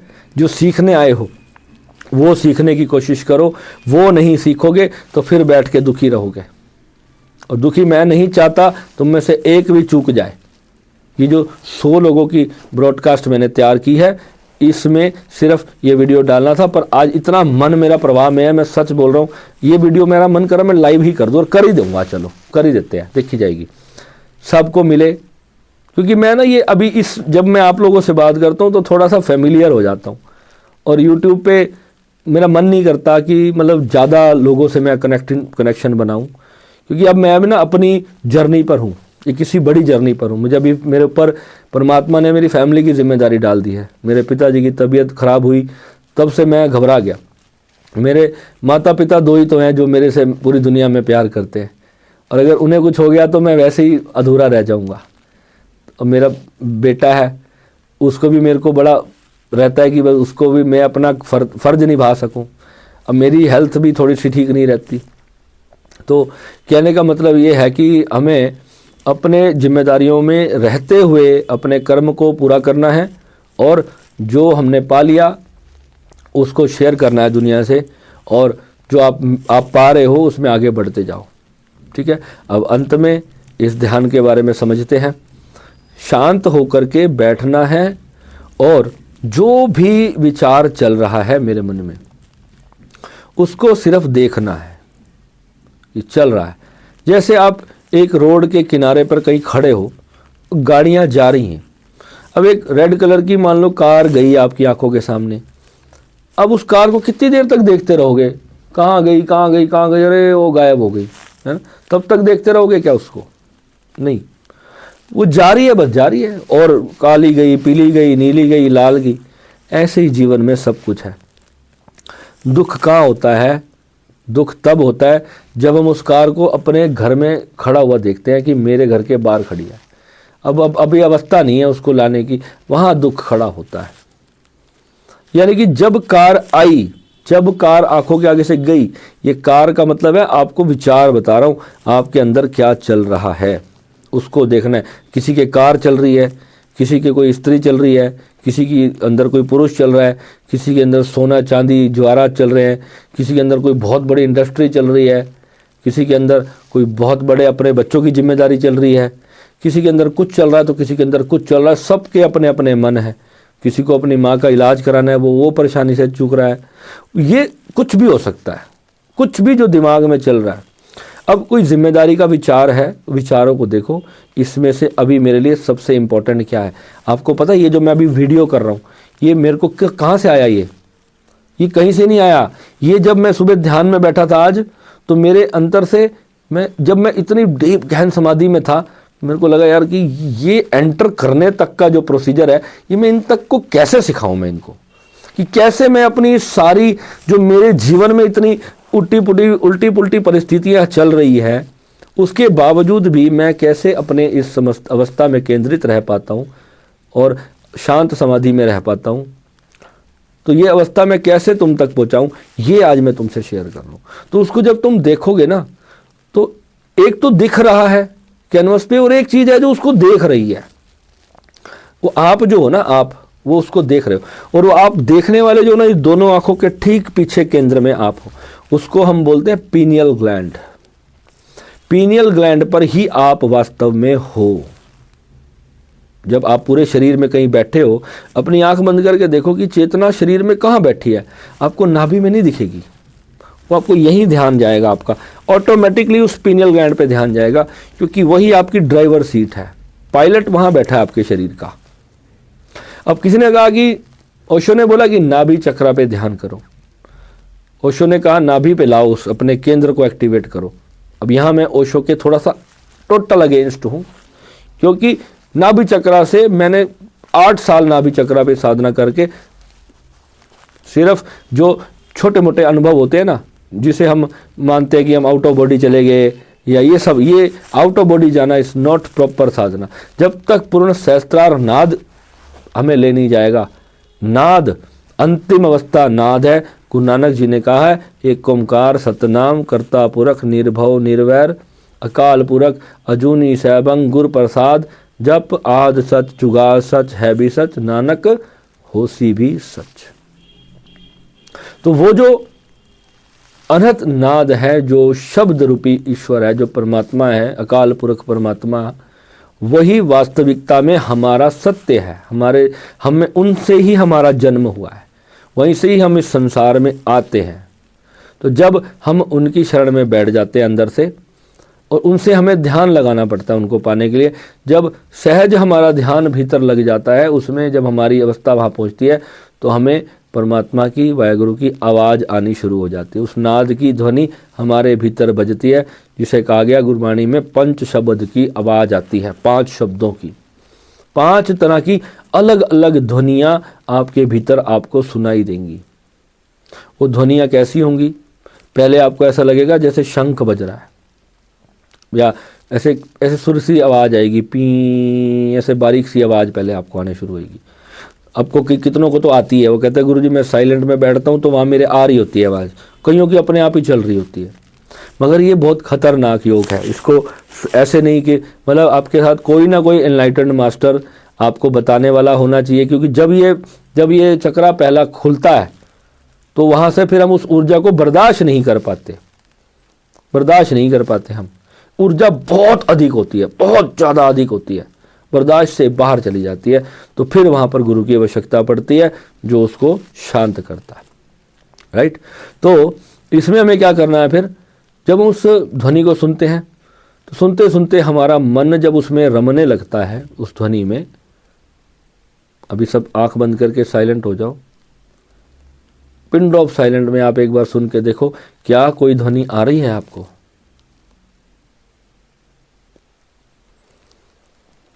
आपको पता है मेरे ना इधर ऑफिस में ना अभी 20-25 यहाँ पर मेरू यंत्र रखे हुए हैं। ये सब जागृत है, इतनी ऊर्जा बना रखी है इन्होंने यहाँ पर मेरे ऑफिस में, मैं आपको बता नहीं सकता। तो यहाँ तो 1 सेकंड में कनेक्ट हो जाओगे आप, 1 क्षण के अंदर, और बहुत तेज आवाज़ सुनाई देगी आपको। तो होता क्या है कि ये यंत्र क्या काम करते हैं जो आपको मैंने दिए हैं, ये इसलिए कार्य करते हैं कि आपके आसपास जो नकारात्मक आवाज़ें हैं, ध्वनियाँ हैं, उनसे जो नकारात्मक चीज़ें पैदा हो रही हैं उनको वो दूर करता है और उस परमात्मा की ध्वनि से हमारे को जोड़ने का कार्य करता है। ये है महामेरु यंत्र। ठीक है, जितने अधिक मेरु यंत्र आप अपने घर में लगा सकें उतने ज़्यादा आपका घर ऊर्जान्वित होगा, उतना ज़्यादा आपका घर जागृत होगा, उतना ही आपका घर परमात्मा का घर बन जाएगा। और जितनी नकारात्मक चीज़ें आप अपने घर में नहीं रखोगे उतना ज़्यादा आपका घर जागृत होगा, आपके घर का वास्तु दोष समाप्त होगा, भूमि दोष समाप्त होगा, नकारात्मक ऊर्जाएं वहाँ से ख़त्म हो जाएंगी। गूगल का, लोभान का अपने घर में रोज़ सुबह ना गऊ के कंडे के ऊपर उसको जला करके उसकी धुनी दो रोज़ अपने घर में, अगर दे सको तो बहुत अच्छी बात है, उससे भी नकारात्मकता ख़त्म होती है। फिटकरी के पानी का पोछा लगाओ अपने घर में, उससे भी आपकी नेगेटिव एनर्जी घर की ख़त्म होती है। ये छोटे छोटे हमारे साधु संतों की दी हुई चीज़ें हैं। गऊ के गोबर का लेप थोड़ी बोलूँगा मैं आपको, आप आपने 5 करोड़ की कोठी बना रखी है तो घर में मैं कहूँगा गाय के गोबर का लेप लगा दो, तो वो तो पॉसिबल नहीं है। पर गाय के गोबर के अंदर इतनी ज़्यादा पॉजिटिविटी है जिसका आपको अंदाज़ा नहीं होगा। तो गौशाला में जाओ, गाय के गोबर के पास खड़े हो जाओ, उसकी महक लो अपने अंदर, उसकी महक आपके अंदर आएगी तो आपको वो कुछ देगी, आपके ऑरा को। बहुत बड़ा उपाय है ये। सीधा कहा जाता है जाओ गऊ को चारा खिला के आ जाओ, इसलिए नहीं, गऊ के पास जाओगे तो गोबर की स्मेल आपके अंदर जाएगी, गऊ के जब शरीर को टच करोगे वहां से कुछ आपके अंदर प्रवेश कर जाएगा। क्या प्रवेश कर जाएगा? वीनस, शुक्र, अट्रैक्शन आपके अंदर प्रवेश कर जाएगी, शुक्र आपके भीतर प्रवेश कर जाएगा। ये गौ माता की कृपा है। गौ से बड़ी कोई माँ नहीं संसार में जो आपको आपके जीवन की तरक्की के लिए कुछ दे सके। गौ से बड़ा कोई उपाय नहीं है। ठीक है, आगे सुनो।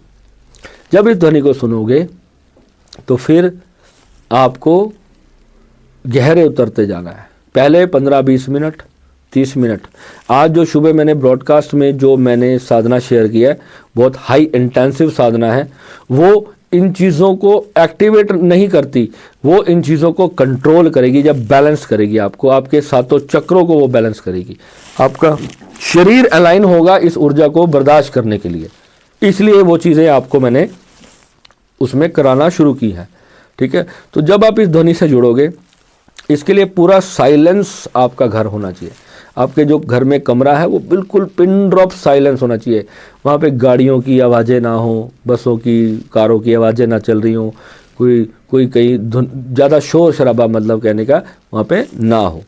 तो फिर आप उसको जब भीतर की उस ध्वनि को जब आप सुनोगे तो करते करते करते करते होगा क्या, अचानक से एक झटका लगेगा आपको और आप मर जाओगे।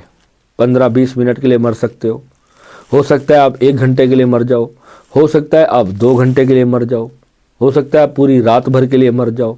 आपको ये नहीं पता चलेगा कि आप कितनी देर के लिए मर गए, क्योंकि ये वो चीज़ है जब हम रात को नींद में जब हम सोते हैं तो जिस जगह पे हम जाते हैं ना, वो तो हम नींद आती है हमें, हम सो जाते हैं, सोते हैं और हम वहीं परमात्मा की गोद में चले जाते हैं और परमात्मा हमें ऊर्जा देता है, शक्ति देता है। फिर हम आँख खोलते हैं सुबह तो हम चार्ज होते हैं। चार्ज होते हैं या नहीं होते? तो जब हम बेहोशी में वहाँ तक जाते हैं, बेहोशी में यानी हमें पता ही नहीं है हम मृत अवस्था में गए हैं, वहाँ पे हमें पता ही नहीं, तो वहाँ जो ऊर्जा हमें प्राप्त होती है ना, वो बहुत थोड़ी सी होती है, बहुत थोड़ी सी, इतनी कि बस 8 घंटे आप और काम कर लो, 10 घंटे, इतनी ही होती है। जब ध्यान में, जब नाद से जुड़ते हो, तब जो ऊर्जा आपको प्राप्त होती है वो कई हजार गुना अधिक होती है, कई हजार गुना अधिक। तो पहले साधक को चाहिए अपने परमात्मा से, अपने अकाल पुरख से जुड़ करके उनकी शक्ति, उनका प्यार, उनकी ऊर्जा, उनका जो वो हमें दे रहे हैं, स्वतः ही हमें दे रहे हैं, उसको पहले प्राप्त करना शुरू करें। जब उसे वो प्राप्त करता है तो फिर उसके मन से एक दिन आवाज़ आती है, बोले सो निहाल सत श्री अकाल, क्योंकि उसे सत्य दिखता है। और जिसको सत्य दिखता है वही जब हृदय से बोले सत श्री अकाल, वो जो अकाल है, जिसका काल नहीं आ सकता, जिसे कोई मार नहीं सकता, जिसे कोई जन्म नहीं दिया जिसने, और ना ही कभी वो मरेगा। अकाल मूर्ख, अकाल मूर्त अजूनी सैभंग। अजूनी है, जून में आता ही नहीं, वो शरीर में आता ही नहीं, तो किसको फिर हम मानते हैं ये भगवान है और वो भगवान है? वो हमारे भीतर सब में है। अकाल हम सब में बराबर मात्रा में है, एक में कम नहीं है, एक में ज़्यादा नहीं है। तो फिर प्रॉब्लम किस बात की? वो ही हमारे भीतर से बात कर रहा है और वो ही हम सबसे बात कर रहा है। आपस में प्यार भी वही कर रहा है, लड़ाई भी वही कर रहा है, सब कुछ उसी की इच्छा से घट रहा है। और ये पूरा यूनिवर्स, ये आकाश, ये धरती, पाताल, चंद्रमा, सूर्य, ग्रह, सब कुछ उसी से उत्पन्न हुआ है। उसका एक बहुत बड़ा सिस्टम है, सब वहीं से प्रकट होता है और वहीं पर लीन हो जाता है। तो ना, अगम अगोचरा तेरा अंत ना पाया, उसका अंत कोई पा ही नहीं सकता। वो अगम है, अगोचर है। अगोचर कौन होता है? जो चलता नहीं, जो गोचर नहीं कर रहा है। ग्रह गोचर कर रहे हैं, अगम जो परमात्मा है वो गोचर नहीं कर रहा, उसमें सब गोचर कर रहा है। हम भी उसी में गोचर कर रहे हैं। वो जो परमात्मा है ना, वो कभी गोचर नहीं कर। तो जब तक हम अपने आप को माने कि हमारा अभी गोचर चल रहा है कहीं ना कहीं, जब हम रुके नहीं जब तक, तो पहले आप आंख बंद करके जब बैठो तो ऐसा फील करो कि मैं अपने अकाल पुरख परमात्मा में ही मिक्स हो गया हूँ, मर्ज हो गया हूँ मैं उसमें, मैं विलीन हो गया है। परमात्मा मुझे अपने में विलीन कर लो। और इतनी बार बोलो कि मैं विलीन हो रहा हूँ, मैं मर्ज हो रहा हूँ। ऐसे करते करते फिर बोलना भी बंद कर दो पूरी तरह से। जो मैंने आपको 48 स्टेप्स कराए हैं उसमें अब आपको याद आएगा कि समाधि ध्यान क्यों कराया था। अब आपको पता चलेगा कि उसमें मर्जर कैसे हो रहा है आपका, राइट? तो जब मर्जर हो जाएगा तो फिर सब एक दिखेगा। फिर किससे नफरत रह जाएगी और किससे घृणा रह जाएगी? रहेगी नहीं। फिर होगी प्रॉब्लम कहाँ? फिर प्रॉब्लम वहाँ पे आएगी जब आप उसको छोड़ करके फिर जब वापस अपने शरीर में आओगे, फिर जब अपने काम धंधे में जाओगे, फिर सारे अलग अलग दिखने लग जाएंगे आपको। और जब जितने ज़्यादा दिन आप उस परमात्मा से दूर रहोगे, उतनी ही आपके मन में नेगेटिविटी पकड़ती जाएगी। तो वहीं पर गलती होती है फिर साधकों से। यही मेरे से गलती होगी थी कि मैं कुछ दिन के लिए अपने परमात्मा से डिस्कनेक्ट होकर के मैं अपनी जिम्मेदारियों में लग गया था। जिम्मेदारी में लगा तो फिर मेरे को तकलीफ होनी शुरू होगी कि कुछ ना कुछ उल्टा पुल्टा भी हो गया उस दौरान मेरे से। तो कहने का भाव क्या है कि सब कुछ एक है। तो उस अवस्था पे जाने के लिए वैसा फील करना शुरू कर दो अपने आप को। जब उसको विराट को अपने भीतर तुम देखना शुरू करोगे, अभी इसी क्षण आप देखना, अभी इसी क्षण घटित होगा। आपको 50 साल साधना करने की आवश्यकता नहीं पड़ेगी। जो बाकी स्टेप्स मैंने कराए हैं वो इसलिए क्योंकि हमारे पूर्व जन्मों की अवस्थाएं होती है, साधना की होती है हमने, जिसके कारण हमारे वो चक्र पहले से ही खुले होते हैं। मेरे जब पहली बार मुझे एक एस्ट्रोलॉजर मिले थे, उन्होंने मुझे बोला था कि आपकी ना कुंडलिनी पूर्व जन्म से जागृत है। मैंने कहा नहीं भैया, इसी जन्म में की। तो उन्होंने बोला कि नहीं, पूर्व जन्म से जागृत है। मैं कहा नहीं, इसी जन्म में की। वो उनका भाव ये था कि पूर्व जन्म में साधना की हुई होती है। तो एस्ट्रोलॉजी लिखती है कि ये व्यक्ति जागृत कुंडलिनी वाले होते हैं। कुछ ग्रह हमारी कुंडली में ऐसे होते हैं जो हमारी पूर्व जन्मों की अवस्था को बताते हैं। तो हमें इस जन्म में अगर नहीं लेकर के आए वो ग्रह, तो क्या हम कर्म नहीं करेंगे? क्या हम मेहनत नहीं करेंगे? तब भी करेंगे ना। तो जब हम तब करेंगे साधना को। आपको पता है कल क्या हुआ मेरे साथ? अभी आज वाली जो मैं साधना रिकॉर्ड कर रहा हूँ, कल मेरे साथ हुआ क्या?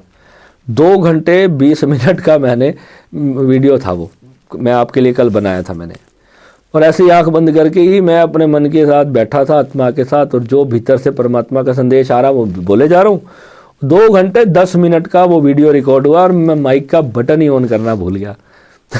मेरे को बहुत जाके दुख हुआ। मैंने कहा, मैंने पिताजी को बताया, मैं कहा पापा आज जो मैंने अंदर से जो बातें आ रही थी ना, जो वहाँ से निकल के आ रहा था, वो इतना बड़ा था। अभी मेरे को नहीं पता कि अभी भी मैंने कितनी देर हो गई और क्या क्या बोल दिया, मुझे नहीं पता। बिल्कुल ऐसे ही बात कर रहा हूँ जैसे हम सब साथ में बैठे और बिल्कुल फ्रीली मैं आपसे बात कर रहा हूँ। जो एक्सपीरियंस अंतर से भोलेनाथ देते हैं वही मैं आपको देता हूँ। मैं भोलेनाथ बोलता हूँ क्योंकि मेरा प्रेम उससे तभी जागृत होता है जब तक मैं भोलेनाथ मेरे मुंह पे नहीं आता ना, तो मेरे अंदर से मेरा पेट नहीं भरता तब तक, ये समझ लो। राधे राधे भी करता हूँ मैं, कि मेरे घर वालों को सबको उठते ही मैं राधे राधे करता हूँ, क्योंकि मेरी वाइफ है वो ठाकुर जी को बहुत मानती है, मम्मी मेरी ठाकुर जी को बहुत, मैं भी बहुत मानता हूँ, बहुत प्यार करता हूँ मैं सभी से। मेरे लिए कोई फ़र्क नहीं, सारे त्योहारों को, हर चीज़ को खुशी से सेलिब्रेट करता हूँ। कभी मैंने मन में ऐसा भाव नहीं लेकर के आया कि भाई ये हिंदू का त्यौहार है। मैं अभी परसों हमारे ना यहाँ पे वो था, जो गुरुद्वारे का जो निकलता है ना अपना नगर कीर्तन, तो उसमें मतलब जो है ना बहुत बहुत मन करता है कि मतलब सारे के सारे जो है सब जो है एक साथ जुड़े हुए हैं। और अब तो हमारे राम मंदिर का जो अयोध्या का हुआ, उसमें जो है अपना क्या बोलते हैं, सिख भाई जो थे वो गटका खेलने आ रहे थे। तो मैंने अपने पापा को बोला, मैं कहा देखो कितना अच्छा लग रहा है कि सिख भाई हमारे इसमें शोभा यात्रा में आज गटके की खेल के उसकी जो है खुशी मना रहे हैं, क्योंकि भगवान सबके हैं, भगवान अलग नहीं है। तो हमें ना हिंदुओं के त्यौहार से नफरत करनी है, ना मुसलमानों के। तो देखो उनका जब मुहर्रम आता है, वो भी तो अपने वो गुरु भगवानों का ही तो दुख मनाते हैं ना, क्योंकि वो उस दिन शरीर छोड़ के गए होंगे। तो कभी किसी के त्योहारों के ऊपर और इस चीज़ के ऊपर व्यंग मत करो, क्योंकि देखो जैसे हमारी भावना है ना, उनकी सच में वो अल्लाह के प्रति बिल्कुल उतनी ही भावना होती है, कोई रत्ती भर का फर्क नहीं होता। मेरे ना सारे मेरे शॉप के जो कारीगर थे इतने सालों से, सारे कारीगर मुसलमान, सारे के सारे। मगर मुझे पता है उनको धर्म के लिए ना कट्टरता उनको बेचारों को सिखाई जाती है, उनकी गलती नहीं होती। मगर अब हम उनको कट्टरता छोड़ना सिखाना है हमें। हमारा जो धर्म है ना, उनको लड़ाई करना नहीं होना चाहिए। मैं समझता हूँ वार करो जड़ पे, और जब जड़ एक है वो सब जान लेंगे तो कोई अपनी जड़ को कोई मारेगा क्या? जब उसको पता ही चल जाएगा कि ये भी मेरे अल्लाह का बच्चा है, उसको मेरे को मारने में तरस क्यों नहीं आ रहा? उसको तरस क्यों नहीं आ रहा? क्योंकि उसको बताया कि ये तेरे अल्लाह का दुश्मन है। उसे ये बताया गया। किसने बताया? उनके धर्म गुरुओं ने।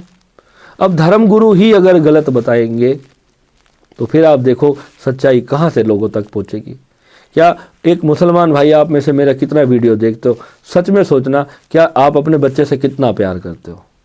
क्या दूसरे के माँ बाप उसके अपने बच्चे से उतना प्यार नहीं करते होंगे? आप जब कहते हो कि हम तो काट डालेंगे और ये कर देंगे, ओपन वीडियोस में बोलते हो, चैनल पे सब कुछ है ना, क्योंकि ये आपका जो क्रोध है ना, ये आपके अंदर डाला गया है। और ये मत सोचना कि सामने हमेशा आपकी जीत होगी। कई बार क्या होता है ना, शेर को सवा शेर मिल जाता है। और ऐसे ही किसी ने बटन दबाया था जब हिरोशिमा और नागासाकी के ऊपर, तो कितने 60 लाख बंदे मरे थे ना, कितने 60,000 बंदे मरे थे एक दिन में। तो अभी देखो ना गाजा में क्या हो रहा है और वहाँ पे क्या हो रहा है। ये कारण है, ये नफरत सिखाने की वजह से हो रहा है। और ये प्रेम सिखाया जाए, क्योंकि अगर हम ये सोचे कि भाई अब तो नफरत फैल चुकी, अब तो भैया अब तो तू कौन होता है सिखाने वाला? अरे यार मैं अपना कर्म करके जा रहा हूँ, किसी को समझना होगा समझेगा, नहीं तो मरेगा। हम ही मर जाएंगे तो कौन सा, हमने सारी उम्र यहीं थोड़ी रहना है। कोई 10 साल पहले मरेगा, कोई 10-20 साल बाद मरेगा, मरना तो सब नहीं है। और ये मत सोचो कि हिंदू हमेशा हिंदू रहेंगे। क्या सिख आपस में नहीं लड़ते, या मुसलमान नहीं लड़ते आपस में? जब इनके भाइयों के झगड़े होते हैं एक दूसरे का सिर फाड़ देते हैं, एक दूसरे को तलवारें तक मार देते हैं। बताओ, क्योंकि तब लड़ाई धर्म की नहीं होगी, तब लड़ाई तुम्हारे होगी अपना जरो जोरू और जमीन की लड़ाई होगी, पैसों की लड़ाई होगी, सोना चांदी की लड़ाई होगी। पानी के पीछे अंतिम युद्ध होना है। आखिरी में तो पानी और भोजन के लिए एक दूसरे को काट के मरना है। ये हमारे लिखा हमारे सनातन धर्म में। रोटी के लिए एक दूसरे को मार के खाएगा इंसान, खाना नहीं मिलेगा। ऐसी अवस्था भी इस कलयुग में आती है इस संसार के अंदर। तो आपको ये समझना है। वीडियो हो गया आई थिंक बहुत लंबा, मैंने देखा नहीं टाइम। तो आज के वीडियो में दोस्तों मैंने आपको ना सच में उस परमात्मा के लिए जाने तक का सबसे शांत और सरल तरीका बताया। आपको उसमें बैठना है, जो भी कर्म है, अनरिजॉल्व इश्यूज़ है, अपनी वो सारी जो चीज़ें हैं उनको माफ़ करना है, फॉरगिव करना है। और जो कुंडलिनी जागरण वाली जितनी भी विधियां हमारी हैं उनको नित्य प्रति आपको रोज करना है। उससे आपकी शक्ति जागृत होगी, तभी तो आप अपने सातों शरीरों से परे जाकर के परमात्मा को देख सकोगे। पहले तो उनमें उस अवस्था में जितने साधक पहुंच चुके हैं उनको ये विधि आज इसी क्षण कार्य करना शुरू कर देगी। अब कहो तो गुरुजी मेरे को तो लक्ष्य प्राप्त करना है, मेरा तो ये कार्य है, मेरा तो वो कार्य है। फिर उनके लिए देखो विचार है, विचार को रोक दोगे वो ऊर्जा बहनी बंद हो जाएगी, और विचार चलाओगे तो फिर जहां तुम जाना चाहते हो बस तुम्हारा विचार सिर्फ वही होना चाहिए, फिर कोई और विचार नहीं होना चाहिए। अगर तुम्हें अमृतसर जाना है, पूरा विचार और पूरा ध्यान, पूरी एकाग्रता सिर्फ अमृतसर में होनी चाहिए।